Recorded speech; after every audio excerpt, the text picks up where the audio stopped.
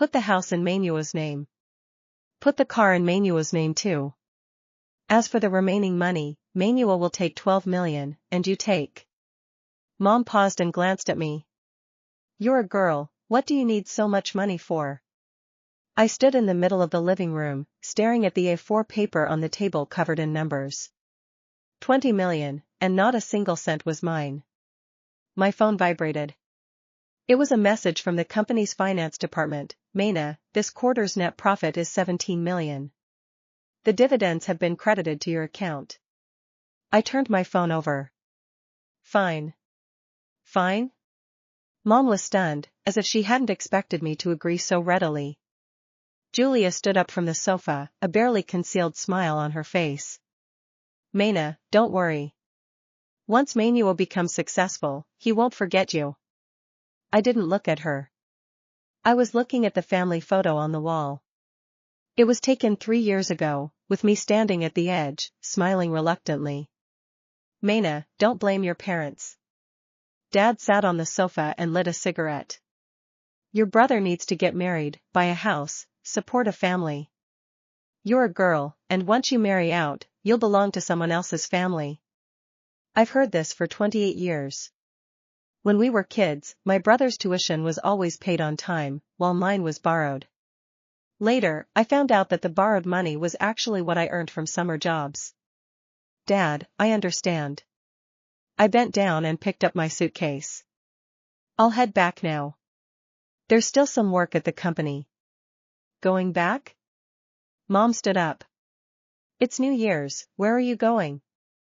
You haven't even eaten yet. I'm not hungry. You child. Mom. I interrupted her, my voice steady. You've already divided up the 20 million. What am I still here for? Waiting for you to spare me $200 for New Year's? The living room fell silent for 2 seconds. Julia snorted with laughter. Maina, don't make it sound like Mom and Dad have wronged you. Everything you've had since you were little, food, clothes, daily necessities, didn't Mom and Dad provide it all? I turned to look at her. Today, she was wearing a goose yellow down jacket with a real fox fur collar and a thin gold chain peeking out from the neckline. When she first married into the family last year, she wore a 30 yuan cotton coat from a street stall. I didn't say anything and continued pulling my suitcase toward the door. Stop right there. Mom rushed over and blocked the door. Maina, explain yourself clearly. How have I wronged you? I gave you 200 yuan a month for living expenses. Did other people's daughters get that? When you went to college, we sold everything to support you. Mom. I looked at her. In my 4 years of college, you gave me a total of 4,800 yuan. All my other living expenses, tuition, and dorm fees, I earned myself. Mom froze. What nonsense are you talking? September 2014, my freshman year, you gave me 2,000 yuan. February 2015, Chinese New Year, you gave me 500.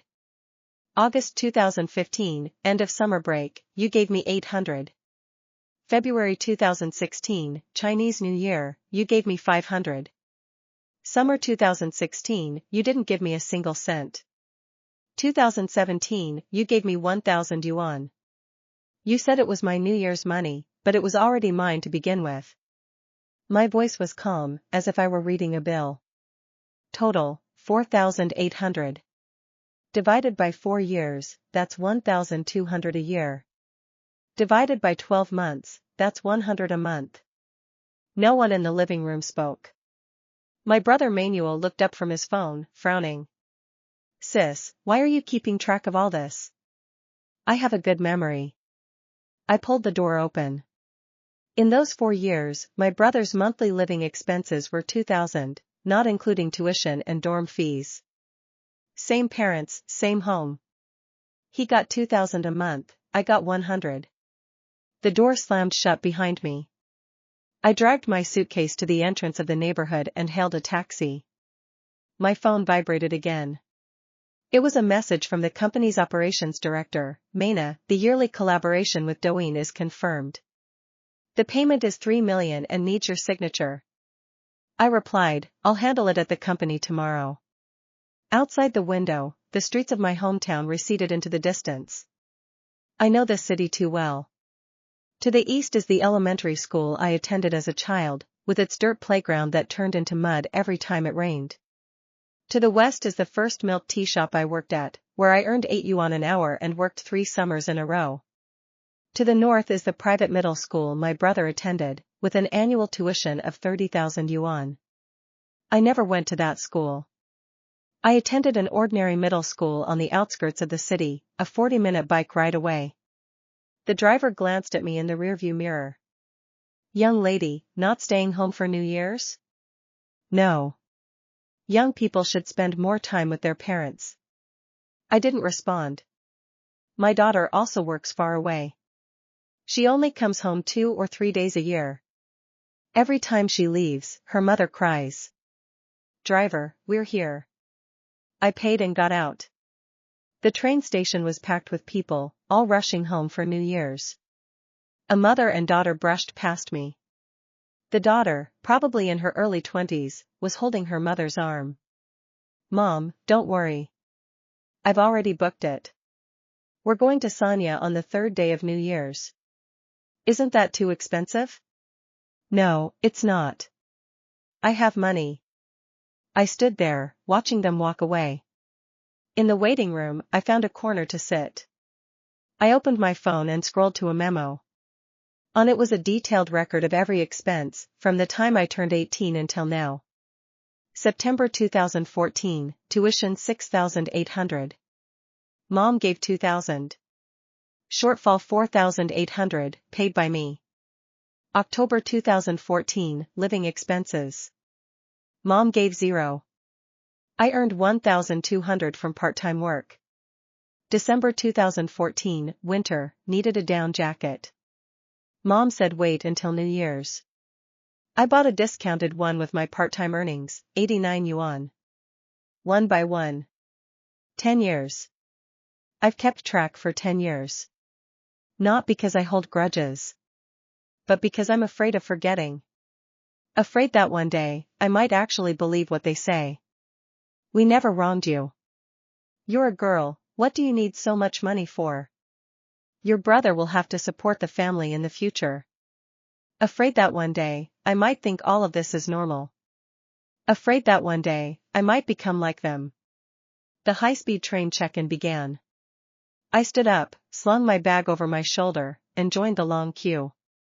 My phone vibrated again. It was a message from Mom. Maina, come back. I'll make your favorite braised pork. I stared at it for 2 seconds and didn't reply. I stuffed the phone back into my pocket. On the 29th of the lunar month, I returned to the city where I work. The company was on holiday, but the finance department was still on duty. I went to the office to sign off, then returned to my apartment.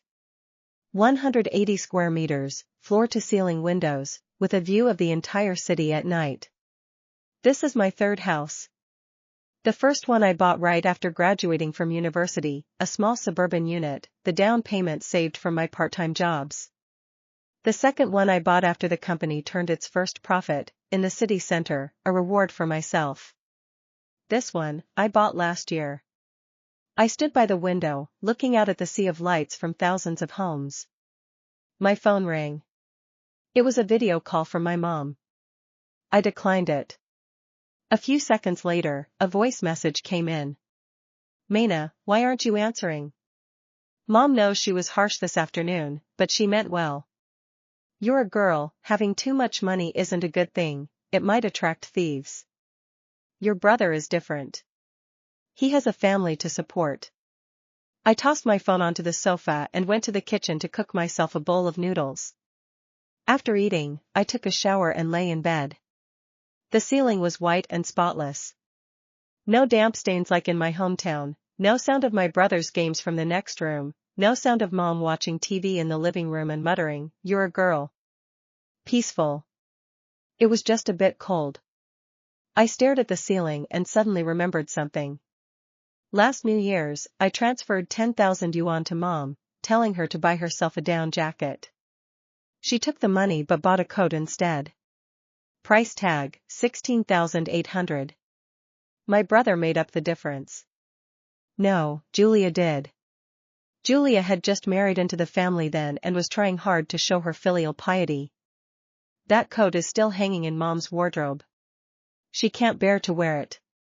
But last winter, on the coldest day, she wore an old cotton jacket to pick me up at the train station. Don't waste money on me. I'm saving the coat for your wedding. I didn't say anything. I didn't know what to say. My phone vibrated again. This time, it was my brother. Sis, calm down. You know how Mom and Dad are. But we're family. Can't we talk things out? Come back now.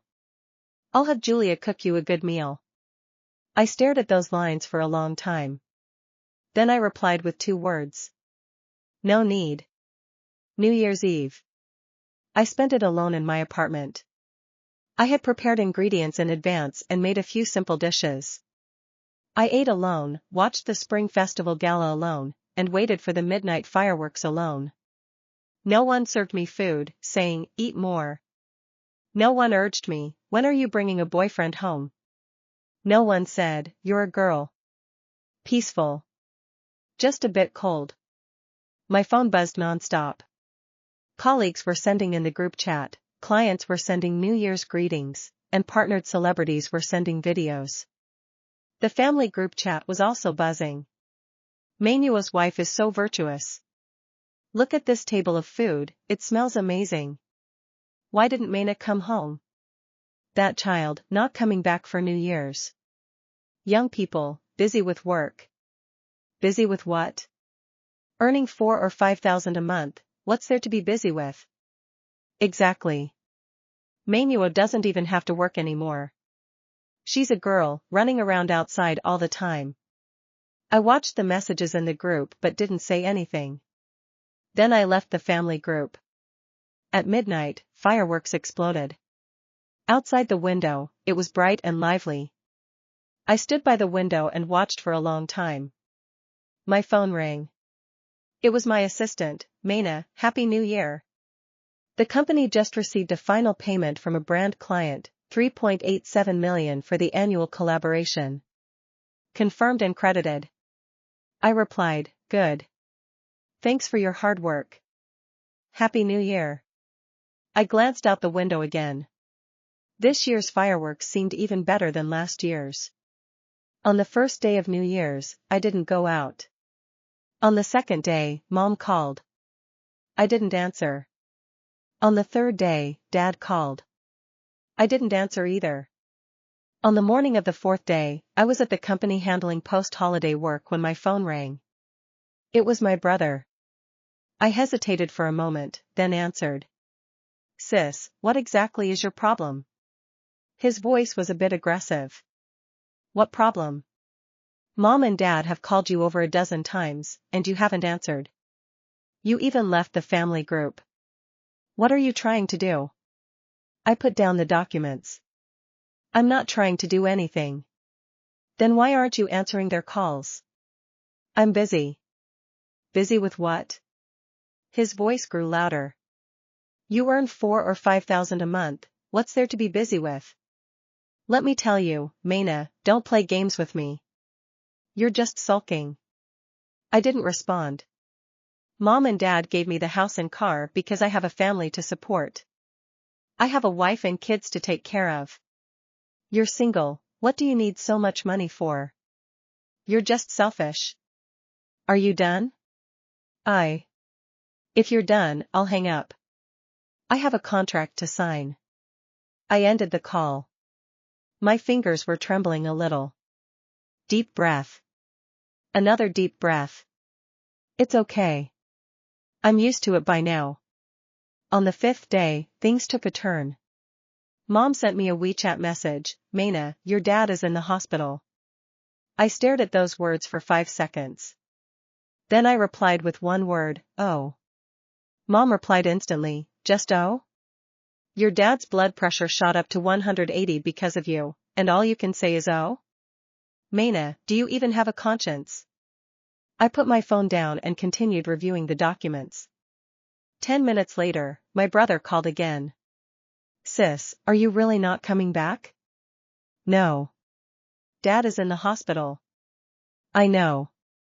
You know, and you're still not coming back? What am I supposed to do? I'm not a doctor. There was a 2-second silence on the other end.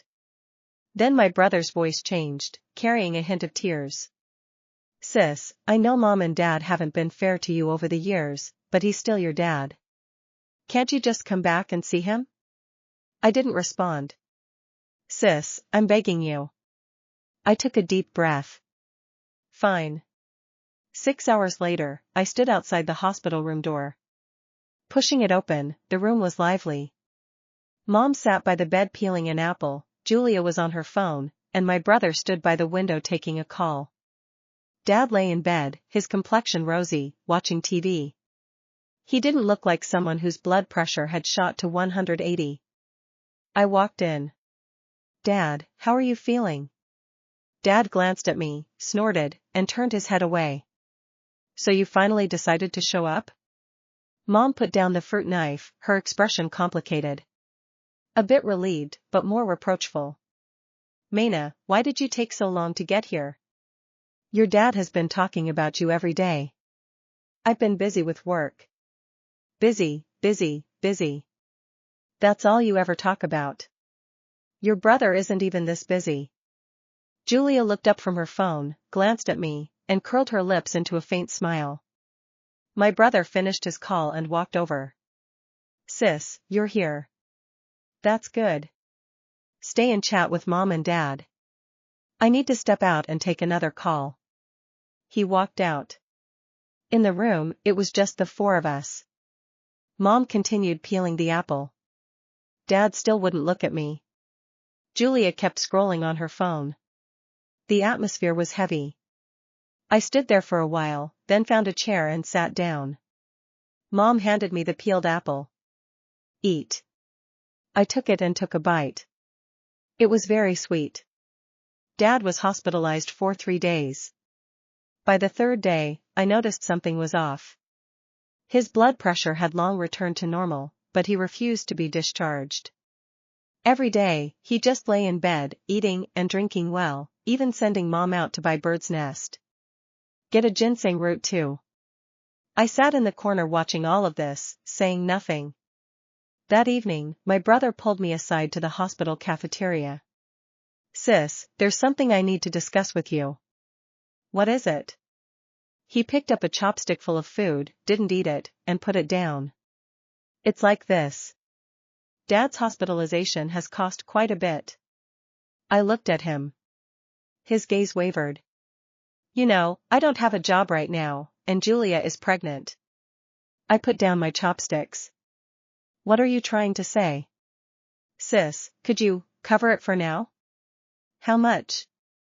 Medical fees, caregiver fees, nutrition, altogether, about 30,000. 30,000. I laughed a little. The 20 million was divided just a few days ago, and you're already out of money? My brother's face flushed red. Sis, what do you mean by that? Nothing. I stood up. I'm not paying that 30,000. You.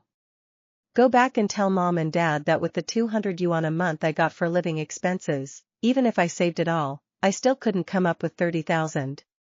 I grabbed my coat and walked out. Maina. My brother grabbed my arm. Don't go too far. Who do you think you are?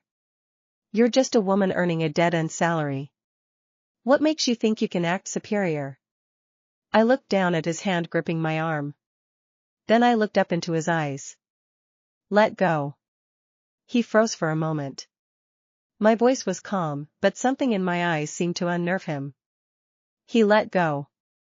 I straightened my sleeve and walked away without looking back.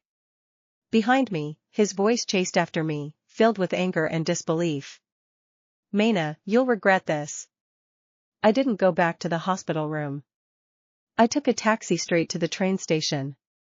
In the waiting room, I bought a ticket for the next train. My phone rang. It was Mom.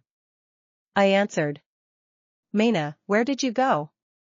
Manuel said you left? Yes. Why didn't you say anything before leaving? Your dad is still in the hospital. He's not sick. There was a 2-second silence on the other end. What do you mean?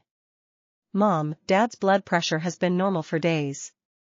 Who are you putting on this act for? Maina. How dare you speak to me like that? I'm just stating facts. You. Mom, if you wanted money, you could have just asked. You didn't need to stage this whole drama. The line went completely silent. After a long time, Mom's voice came through again, tinged with tears. Maina, how did you become like this? You weren't like this before. Yeah, I wasn't like this before. I looked out the window. Before, I lived on 200 yuan a month, scrimping and saving, and sent whatever was left to you. Before, every time I came home, I brought loads of things, denying myself food and clothing. Before, when you said you're a girl, I actually believed it. But Mom, that was before. My voice was calm. Now, I don't want to endure it anymore. I hung up. The boarding gate opened. I pulled my suitcase and joined the line. Behind me, my phone rang incessantly, but I didn't answer any of them. Once on the high-speed train, I put my phone on silent. The scenery outside the window blurred as it rushed past. I closed my eyes. Scenes flashed through my mind. When we were kids, my brother's birthday cakes had 2 layers, with colorful candles on top. On my birthday, Mom made me a bowl of noodles, saying, "Noodles mean longevity." In middle school, my brother needed tutoring, and Dad spent 8,000 on one-on-one lessons. I ranked first in my grade, and Dad said, "What's the point of girls studying so much? They'll just marry out eventually." The year of the college entrance exam, I got into a key provincial university. My brother got into a 3rd-tier college in the province. Dad said, "Maina, you're the older sister. Let your brother have your admission letter." That was the most absurd thing I've ever heard. I didn't give in. I went to university. But after that, my family never gave me another cent. Aren't you capable? If you're so capable, support yourself. I opened my eyes. Outside the window, it was already dark. On the 8th day of New Year's, I returned to the company. Everything was as usual. Meetings, signatures, client meetings, negotiations. I set all messages from my family to do not disturb. On the 10th day, while in a video conference with a partner, my assistant knocked on the door. "Maina, there are people here to see you." "Who?" "An elderly couple." I froze for a moment. "Have them wait in the meeting room." 10 minutes later, I pushed open the meeting room door. Mom and Dad were sitting on the sofa, looking around. When they saw me, Mom stood up immediately. "Maina." She stopped mid-sentence. Because she saw me. Today, I was wearing a black Chanel suit, a gift from a brand last month. On my feet were a pair of stilettos, and in my ears, pearl earrings. Completely different from the cheap clothes I wore when I went home. "Mom, Dad, what are you doing here?" My voice was calm. "Sit down." I sat across from them. Mom opened her mouth but couldn't find words for a long time. Dad's eyes swept over me, then around the meeting room. Floor-to-ceiling windows, leather sofas, photos on the wall, me with various celebrities and entrepreneurs. "Maina." Dad's voice was a bit dry. "Is this?" "This is my company," I said lightly. "I'm the boss." The meeting room was very quiet. So quiet you could hear the ticking of the clock on the wall. Mom's mouth hung open, unable to close.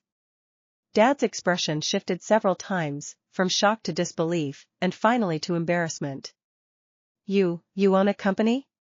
Mom finally found her voice. "Yes." "When did this happen?" "You've never mentioned it." "I started it the year I graduated from university. It's been 6 years now." I looked at them. "You never asked." Mom's face flushed red. "How would we know?" You never said anything. If I told you, would you have believed me? Mom froze. Last New Year's, I said my year-end bonus was 50,000, and you said I was bragging. The year before, I said I got promoted, and you said what's the point of a promotion for a girl? Just find someone to marry.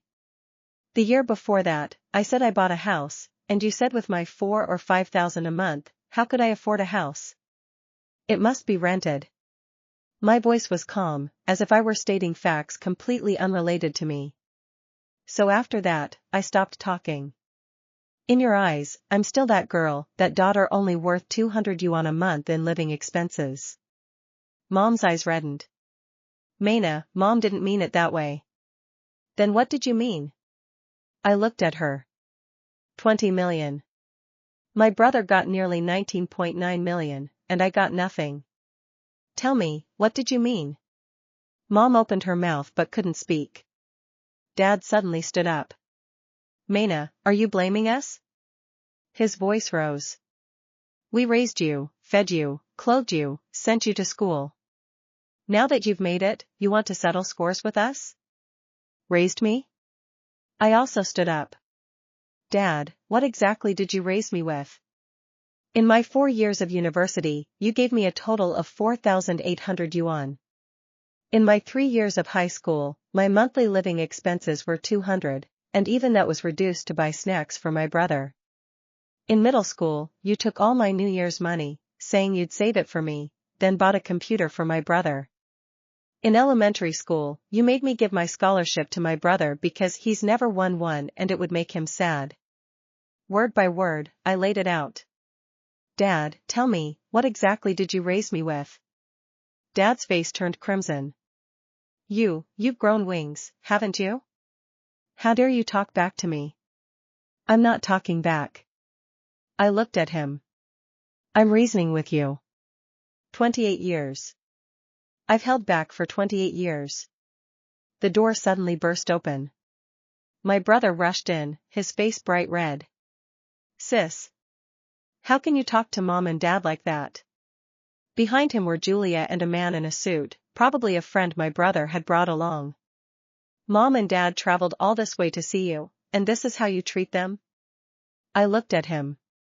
What are you doing here? I'm here to mediate. He strode up to me.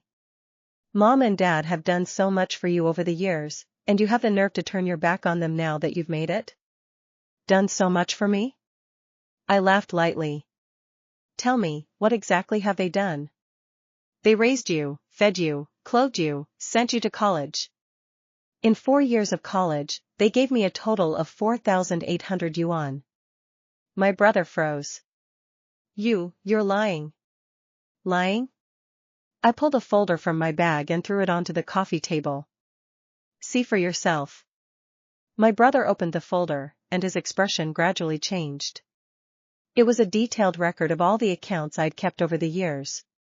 Every cent I'd received, every cent I'd spent. All documented. Over the years, every penny Mom and Dad gave me is recorded here. My voice was calm. Total, 23,400 yuan. Over the years, every penny Mom and Dad gave you? I kept track of that too. Total, 1,687,200 yuan. My brother's face went pale. Why do you keep track of all this?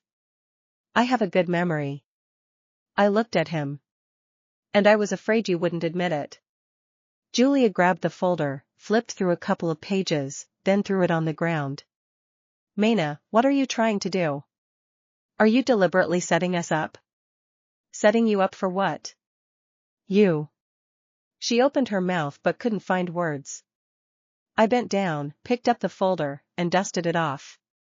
I kept copies of all these records and had them notarized. If you think I miscalculated, feel free to check anytime. The meeting room fell into dead silence. Dad suddenly spoke. Maina, those things are all in the past. His tone softened. Mom and Dad may have done some things wrong in the past, but we're still family. Family? I looked at him. Dad, you didn't give me a single cent of that 20 million, and you're talking about family? It's not that we didn't finish dividing it. Mom interjected, her voice flustered. Your brother is holding on to it for now. Later. Later what? I interrupted her. Later, after my brother squanders it all, I'll come back to you? My brother's face turned red again. Sis, what are you saying? Am I wrong? I turned to him. That company you started 3 years ago, how much money has it lost? My brother froze. You think I didn't know? I said lightly. Your company had a registered capital of 1 million, which Mom and Dad gave you. Over 3 years, cumulative losses amounted to 2.8 million, all covered by Mom and Dad. Now you've got nearly 19.9 million from the demolition payout. How much longer can you hold out? My brother's face alternated between red and white. How do you know all this? I told you, I have a good memory. I looked at him. And your company's financial statements are public. The meeting room fell silent again. My brother's breathing grew heavier, and Julia's expression grew increasingly ugly. Mom finally couldn't hold back her tears. Maina, Mom knows she's been unfair to you over the years, but your brother isn't capable like you. Mom had no choice. No choice? I looked at her. Mom, it's not that you had no choice. It's that you thought daughters are like spilled water, they don't need to support you in old age. You thought that no matter how useless a son is, he's still family. You thought that no matter how capable I am, I'm just a tool to be used and discarded. Mom's tears flowed even harder. Mom didn't mean it that way. Then what did you mean? My voice remained calm. Tell me. Mom couldn't speak. Dad couldn't speak either. My brother stood there, his face ashen. Only Julia spoke up. Maina, don't make it sound so harsh. Her voice was shrill, tinged with a hint of smugness. Mom and Dad favor Manuel because he's the only son, the one who'll carry on the family line. You're a woman, once you marry out, you're someone else's family. Why should you get such a big share? I turned to look at her. She was dressed head to toe in, wearing a Cartier bracelet on her wrist, bought with her betrothal money. You're right. I nodded. I'm an outsider. I don't deserve a share of that 20 million. Then. But, I interrupted her, you're an outsider too. Julia's face froze. You've only been married into the family for a year. Why should you get a share of that 20 million? I'm Manuel's wife. You're Manuel's wife, not a daughter of the Jiang family. I looked at her. By your logic, you're also an outsider. You don't deserve a share either. Julia's face turned crimson. You're talking nonsense. Nonsense? I pulled a piece of paper from the folder. Look for yourself. What's this? She took it, and her expression instantly changed. It was a bank transfer record. It showed that 3 days after the demolition payout was received, 5 million yuan was transferred from my brother's account to Julia's personal account. Manuel! She screamed, turning to my brother. Didn't you say this was our private money? How does she know about it? My brother's face went pale. What I? Julia grabbed him by the collar. You promised me. This 5 million was supposed to be my dowry. You said no one would ever find out. Mom and Dad's expressions shifted too. Manuel, what's going on? My brother stammered, unable to speak. I stood to the side, watching the scene unfold quietly. And this? I pulled out another piece of paper. This is my brother's spending records for the past 3 months. Dad took it, and his hands began to tremble. Private clubs, bars, golf. 470,000 yuan in 1 month? He looked up at my brother. Manuel, didn't you say you were negotiating business deals? My brother's face went completely pale. Epilogue. An hour later. The meeting room was down to just me, Mom, and Dad. My brother and Julia had argued until they stormed out, slamming the door behind them. Mom was still crying. Dad sat on the sofa, chain-smoking. Maina. Mom looked up, her eyes swollen. Mom knows she was wrong. All these years, Mom really has let you down. I looked at her and said nothing. Could you give your brother another chance? Mom. I interrupted her. That's the third time you've said that today. Mom froze. My brother squandered his money, and you want me to give him another chance. My brother blew through the demolition payout, and you want me to give him another chance. How many chances have I given him? The year of the college entrance exam, you wanted me to give him my admission letter. I didn't, but I never told anyone. When he started his company and lost money, he borrowed $200,000 from me. I didn't ask for it back. When he got married and bought a house, I gave $100,000 as a gift.